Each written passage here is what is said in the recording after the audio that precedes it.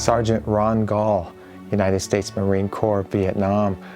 Ron was a helicopter aircraft engineer, and he was in Vietnam in 1966 and 67 with HMM 362, which is a helicopter squadron, folks. He flew also as a port gunner on the Sikorsky 34D helicopters, which were used throughout Vietnam with the Marine Corps. I interviewed Ron in Las Cruces, New Mexico, March 25th, 2005. It was almost 19 years ago, and he passed away in 2016 at the age of 79. He was 69 when I interviewed him, but Ron tells a great story through his eyes and ears of Vietnam as a Marine, a young Marine, and he was there again in 66 and 67, and just a great perspective. I love these stories from Vietnam. They really, so many stories out there. Now we get a really good feel for what Vietnam was like. And I never was in Vietnam, just missed it. But I sure appreciate these stories. I want to thank L.J. Wilson. L.J., thank you for working with me again. It's good to have you with me again, and for making it possible for others to hear Ron's story today. L.J., thank you for your support of my work, our veterans and their support of this country and what we're doing here with this channel and my radio station, and just say God bless you, L.J. Folks, I encourage you to also get involved here. I need your help. I would like you to sponsor or donate to this work, and my radio station, Voices of History Radio. These are outreaches that are free to you, and many of you around the world are listening, gaining knowledge, laughing, crying, being blessed, helped, touched, healed. I know a lot of people suffering from PTSD like my stories because they bring a healing into their lives. Somehow there's therapeutic value in this work, so I'm very proud of that. I thank God I can serve Him and my country through the lens of my camera. So I encourage you to get involved. I really would appreciate that. Thank you for watching, listening, subscribing to this channel. Let's keep these stories going, folks, as we continue to fight for our veterans, fighting for the same freedoms in our own country that our veterans fought for today. It's a troubled time, but these stories will help empower and educate people, and we'll figure out why we have what we have. Our younger generation especially needing to know why we have what we have, and that freedom is not free, and there's a price for our freedoms. And these men and women telling these stories through this channel and on my radio station are the reason we have what we have. Let's don't ever let it go. Let's don't lose our liberties. Amen. God bless you.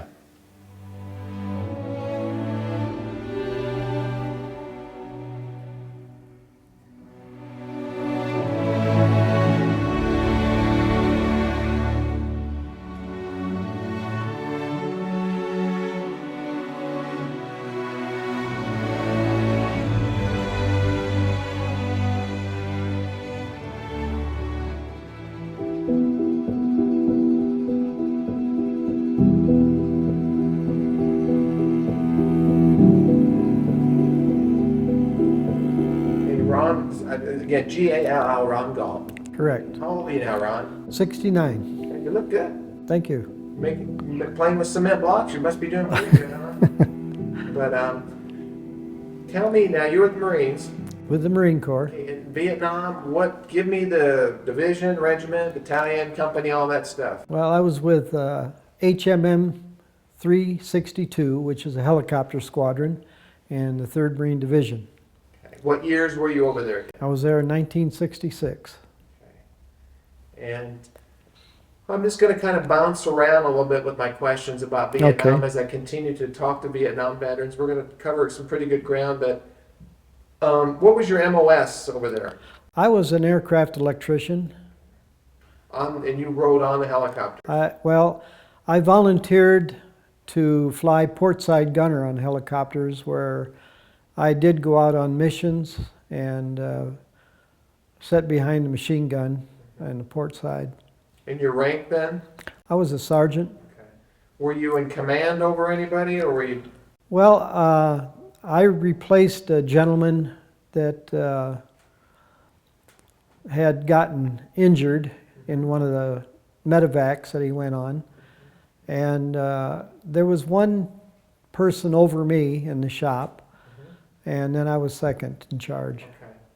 Let's talk a little bit about the helicopter warfare. That's kind of a focus of what I'm doing with the gentleman I'm talking to.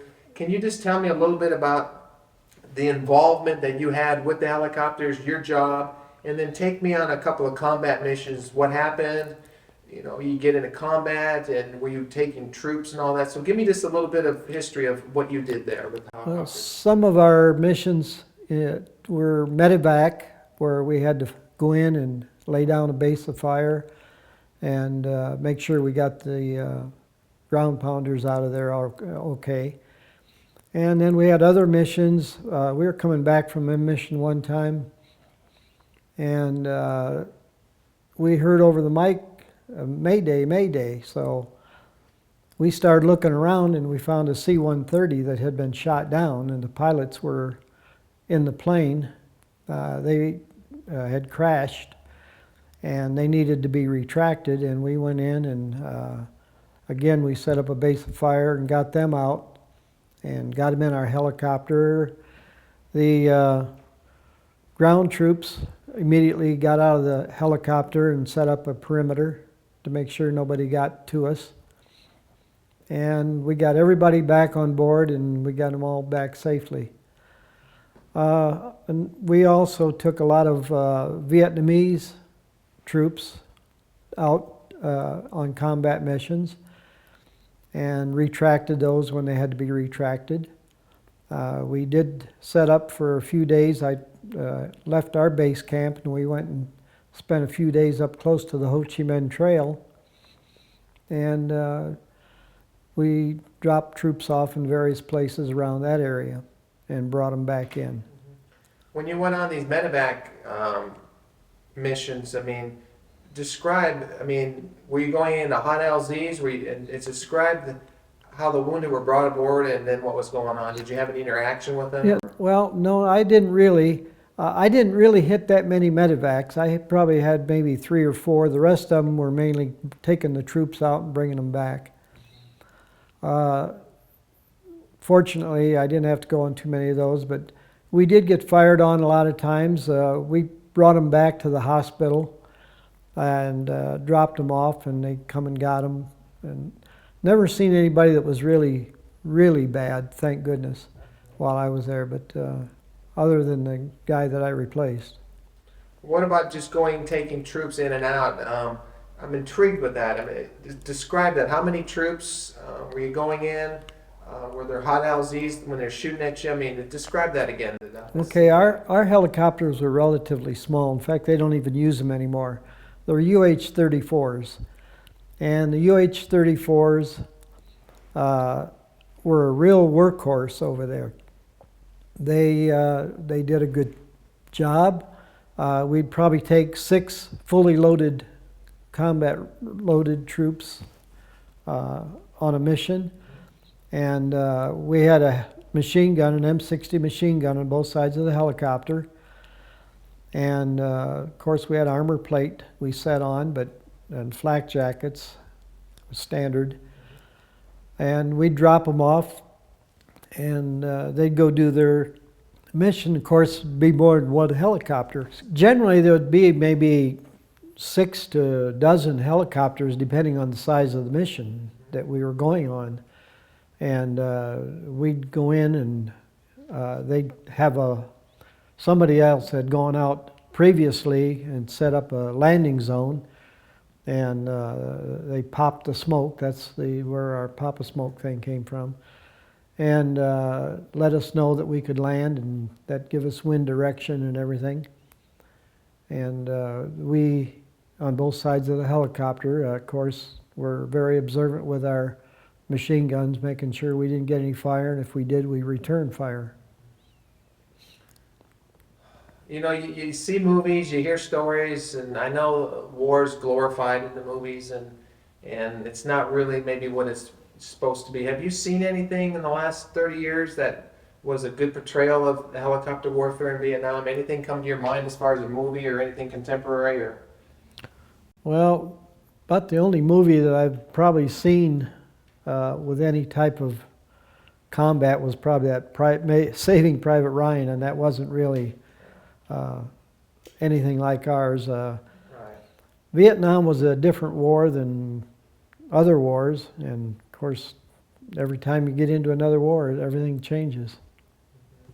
How do you think Vietnam was different than Korea or World War II? Well, I think our intelligence was much better. Uh, Definitely our transportation and supply was much better. I don't know a lot about Korea and all that, other than what the people that I've met have told me. And it appears as though we had things available to us that probably they didn't have. In contrast, I'd say they would have like, they were out in the fields for months on end, and where we were at our base camp with the helicopters, well, we had all the conveniences. We had hot showers. They were warmed by the sun, but we had hot showers. You don't take a shower after they fill up the tanks. We had comfortable cots. We slept in a tent with a bunch of people. But everything worked out real good, I think, and we worked out on the flight line. I imagine the guys that were actually on the ground, the combat ones, now they probably come closer to having things like what they did in Korea and so on. Did you have to fire the machine gun you were manning at all? Oh yeah, we went. Explain that to me and why and what you were doing and all that. Well, we took a bunch of troops into a zone that knew was real hot.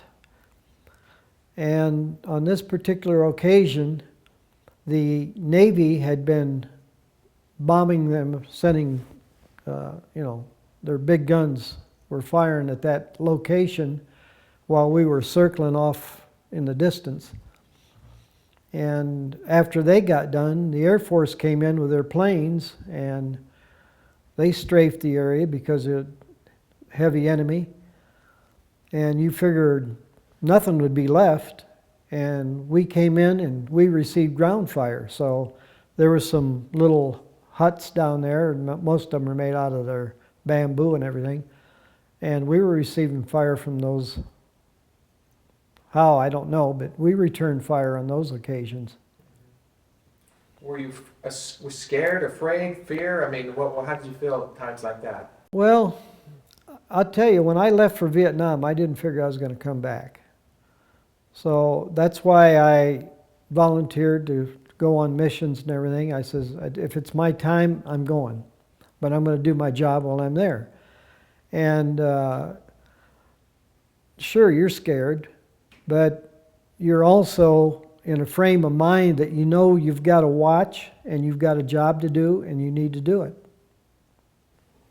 Well said. Now, you said, it was interesting, you said you didn't think you'd come back. What formed that philosophy or opinion in your mind? Well, watching the news before I was told I was going to Vietnam and watching all the body bags that they were putting on planes and bringing them back, I says, probably my number is going to be up. I didn't tell the family that until after I got back, but I just felt like it's probably my time. Were you a religious type person? Do you have faith in God? And, Yes, I do. That He'd protect you? Or? Well, yes. I figured whatever He had in store for me, that's what was going to happen. Mm-hmm. Did any of your friends or buddies get wounded or killed during your time there? The only one that really got wounded was the one I replaced, and he got shot. He was riding port side gunner just like I was, and the bullet came right up along the side of the rifle and right up into his tendons and everything, and they had to do a lot of operations on his arm. But he didn't come back to Vietnam. Was there a lot of excitement around the helicopters? I mean, I think helicopters are exciting. Was there an excitement about your work, or was it all routine, or how did you feel about that? Well, my work was, I figured, routine. I really loved helicopters. I was in helicopters in New River, North Carolina.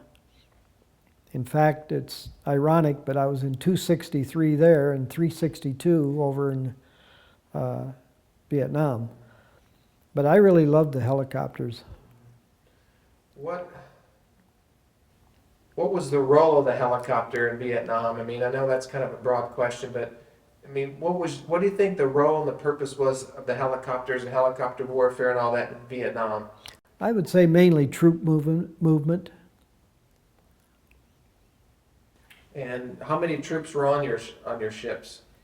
Normally, like I say, fully loaded with all their gear that they need, probably about 6. Okay, and when you went into a landing zone, did the pilot hover? Did it jump out? What happened? No, we landed. Yeah. And then they jumped out the door. So there were no hot LZs to speak of, and you're... Well, the ones that I were on, no, we didn't have any hot LZs except for that one I was telling you about before where they bombed the place and everything. Then we were receiving ground fire as we pulled out. So you were there in 1966. That was the year you were there. That was the year I was there. Now, were you considered old? You were about 29 years old probably about then? 28, 29? Well, 40 let's years see. ago? 56, yeah, it's probably about 29. Were you one of the older guys, or do you remember? No, I think I was the average age. And you were with the Marines again. I was with the Marines at that time. Now, isn't a Marine first and foremost a rifleman? That's true. Mm-hmm. So you were trained. We trained to be a rifleman to begin with. We did that at Camp Geiger or at Camp Lejeune. And your basic was where? My basic was Parris Island, South Carolina. Do you remember those days of boot camp? I remember them very well. Does that stick with you all your life? It does. And we made a trip back there in 1979.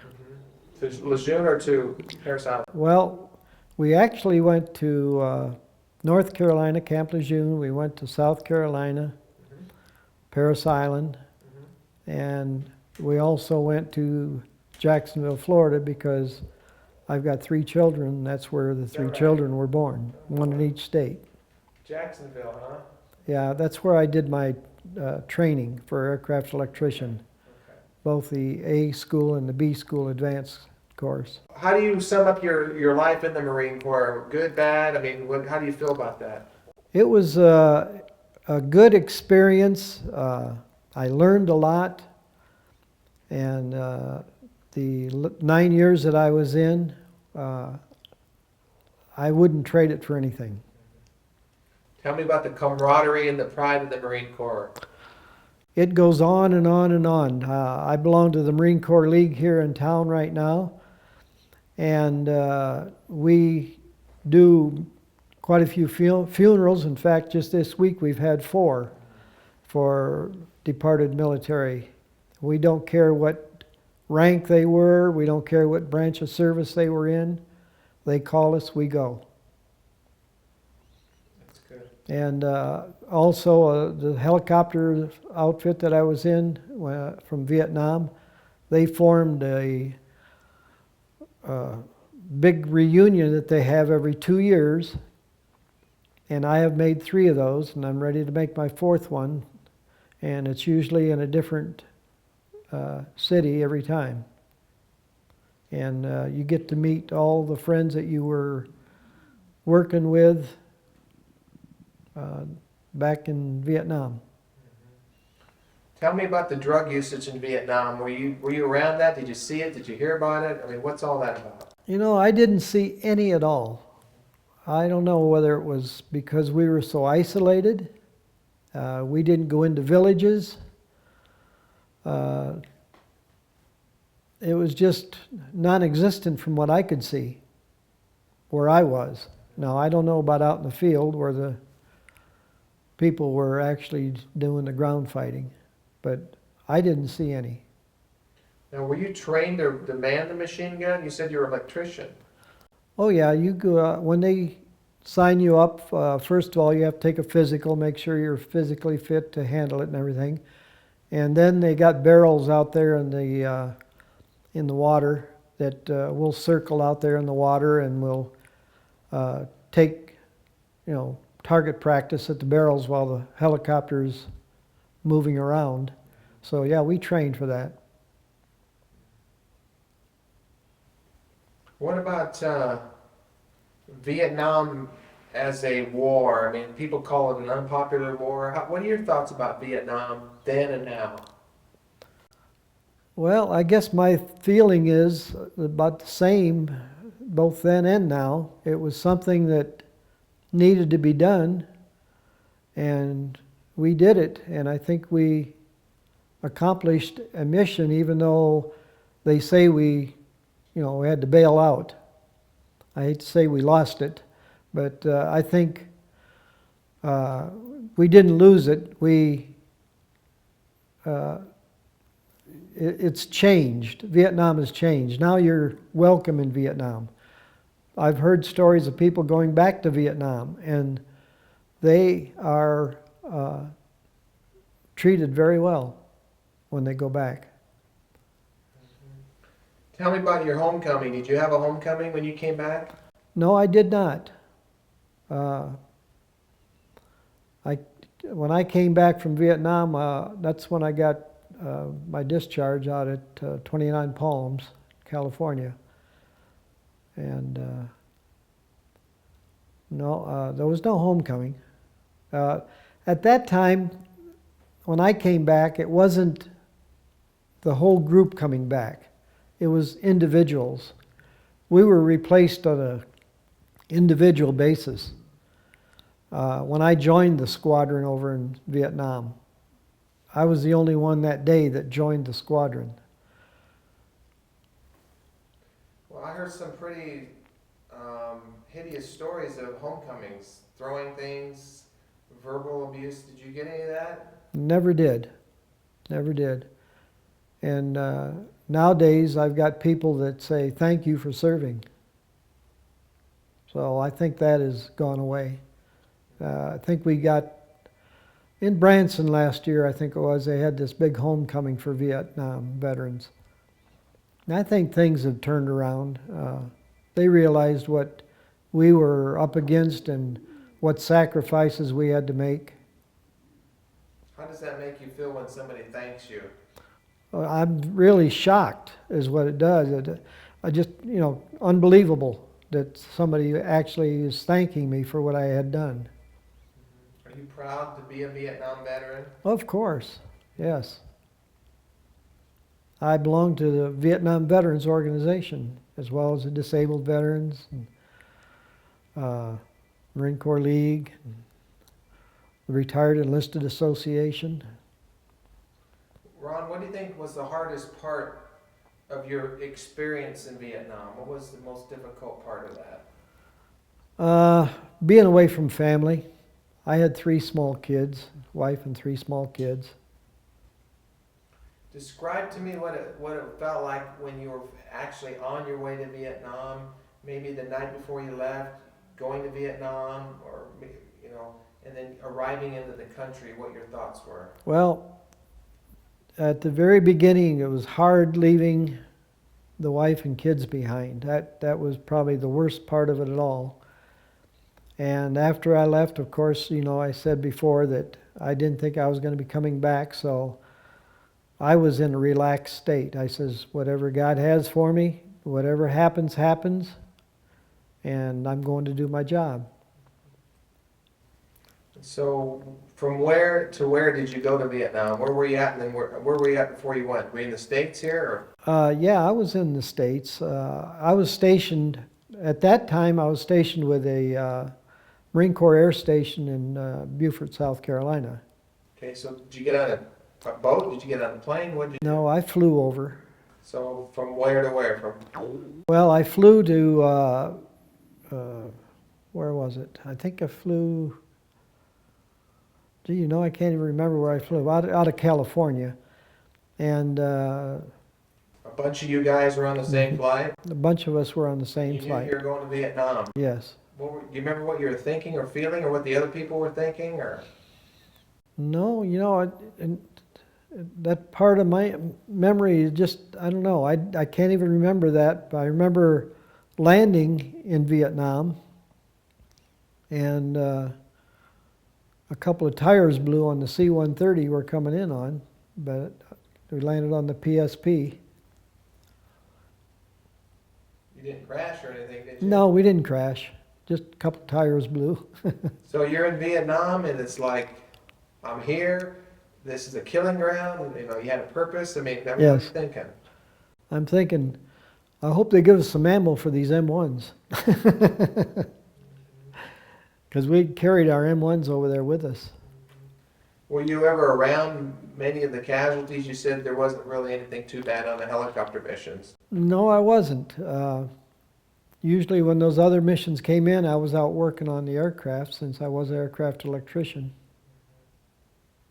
Did you ever get shot at or damaged your ship in the air while you were flying? Oh, we had bullet holes in our aircraft quite frequently, but I was never hit. Tell me, and this is sounds like an obvious question, but just for the record, who were we fighting over there, and why were we fighting? Well, we were fighting the North Vietnamese. Why we were fighting? You know, that's a good question.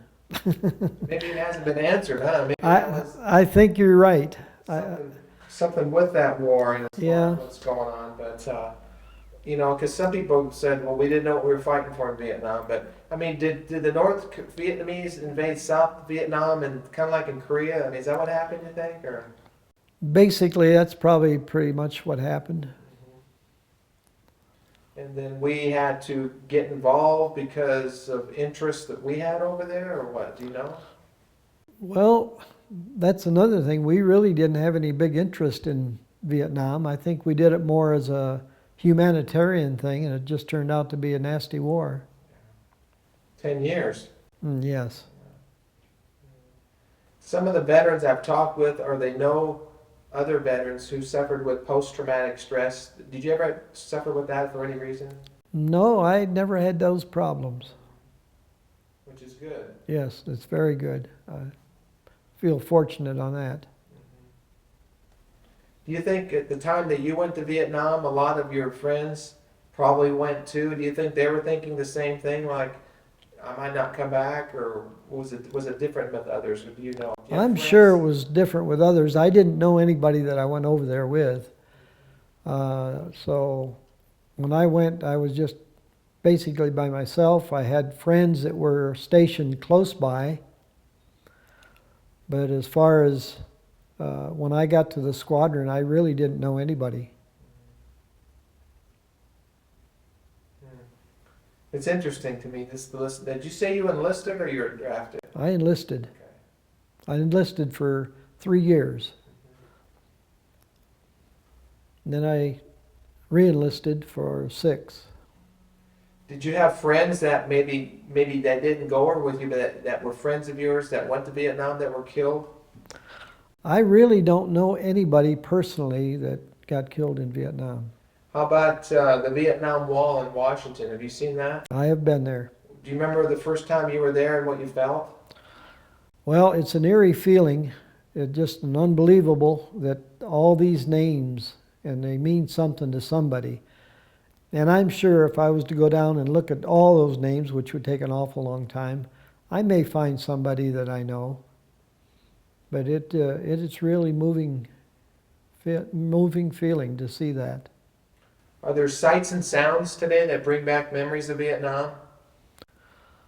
No, not really. I pretty much was able to just dismiss it after I came back. No really problems like that at all.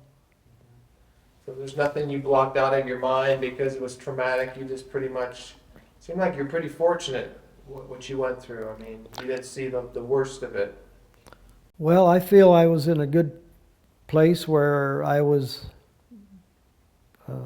not in harm's way as bad as a lot of other people. Although the ground troops that we took from one place to another says, boy, I wouldn't want to be up here in a setting duck. And I says, I don't want to be down there where you're at, wondering if I'm going to get out of here. So it's, you know, just what you're trained to do, I guess. You flew a lot of missions over there.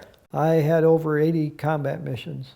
And the troops you were taking, were they green? Were they just never been in combat? Were they afraid? Do you remember any time, or what they were thinking, or what? No, they all seemed gung-ho, the ones that I seen. They were all ready to go. We got to a landing zone and they jumped out and they were gone. You said you brought troops back too. We brought them back. Had they been in combat, the ones you brought back? Some of them, yeah. Did you interact with them at all? Were they No. shell-shocked? I mean, how were they? Actually, we were more, our attention was more looking out the window than anything else, looking for any ground fire or anything that we might have to fire back. What is it like shooting that machine gun, and what were you shooting at? Well, the machine gun is mounted on a tripod, so it doesn't kick or anything like that, and they're belt fed, so when you pull the trigger, you just, I think about every fifth round's a tracer round, so you can see if you're really hitting what you're aiming at. So was it loud, or you have? It's pretty loud. Yeah. Oh yeah. You got your helmet on, because that way you can listen and interact with a pilot if need be. So what are you shooting at? Well, flashes of, when you see a flash of gunfire, that was the one thing that we fired at on that mission we went on, that they bombed it awful heavy before we went in. And the other one was at C-130. They wanted us to try to hit the wing with one of our tracers and try to set it on fire so they wouldn't have anything to use, which didn't happen. It didn't go up in flames. Tell me again, on your aircraft, on your ship, the machine guns on each side, and tell me where they were in the aircraft again. Well, on the port side, there's just there's two small windows, probably 2 feet by 2 feet, and your machine gun's mounted so that you can look out there. And the other one is over at the crew chief's seat as the people come in the helicopter, and it's mounted back up against the where the pilots would sit. And the machine gun is right there at the door. The door is pretty good size. Why did they call the North Vietnamese Charlie? I mean, isn't that one of the names they'd call the enemy? Is there a reason for that? Do you know? I always wondered that. No, I sure don't. Do you think the Army was different than the Marines as far as the purpose and the objectives of the helicopters? They used a lot of the UH-1s and the Hueys and all that.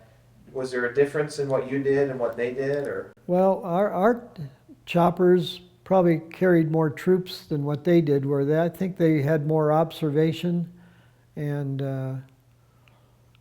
I'm sure they had some bigger helicopters too, but I didn't see them. What does freedom mean to you, Ron? Right here where we're at in America. That's great. You can do anything you want. You've got the freedom. There's no other place on earth like it. No place. Were you conscious of what you're fighting for as far as your freedoms? I know, God, country, I mean. Well, what I feel is I'd rather fight them over there than here. And I feel that's a deterrent. Don't let them come here to fight. What about the price for freedom? What would you tell a young person who knows nothing about war, the sacrifice of war? What would you tell them about the price for freedom? Well, it's just like if you can get into a state of mind like I had, you're going over there and you probably won't come back. You put that in your mind that that's a great possibility, but you're going to go over there and do a mission, and it's going to help save the people here. What does the American flag mean to you? Oh, don't mess with my flag. I have a flag in front of my house. It's up 24 hours, and I got a light that comes on automatically at night. So it's lit during the night, and if it gets real windy, I'll take it down, but other than that, it stays up. What do you think about the fly grazing they did on Iwo Jima? I know you were too young for that then, but I was just there 2 weeks ago. I went to Iwo Jima with some of the old Marines, and very, very historic journey. But do they teach you that type of thing in the Marine Corps? They teach you the history of the Marine Corps? Oh, they do. In fact, down at Paris Island, if you've ever been there, they got one of those Iwo Jima statues there. The camaraderie of the Marine Corps? It's second to none. We've got, in our Marine Corps League, we have retired Army general, we have retired Army colonels, and a lot of other Army folks that join us for associate members. Why did they say once a Marine, always a Marine? Well, it goes back to the camaraderie. It happens. They teach it, it sticks, and it does. I had a gentleman that I had never met before. He's a member of this reunion that I go to all the time. And he carries a list with all the names and addresses with him. And when he gets to some place where there's one of the Marines, he calls them up and talks to them for a while. And things like that. I keep track of some of the people that I was stationed with. I'm going to ask you to do one more thing that I ask all the veterans to do at the end of my interviews, is to give me a salute into the camera when I tell you to. Okay, sure. Okay, Rob, right into the camera. Great. I want you to stay there now.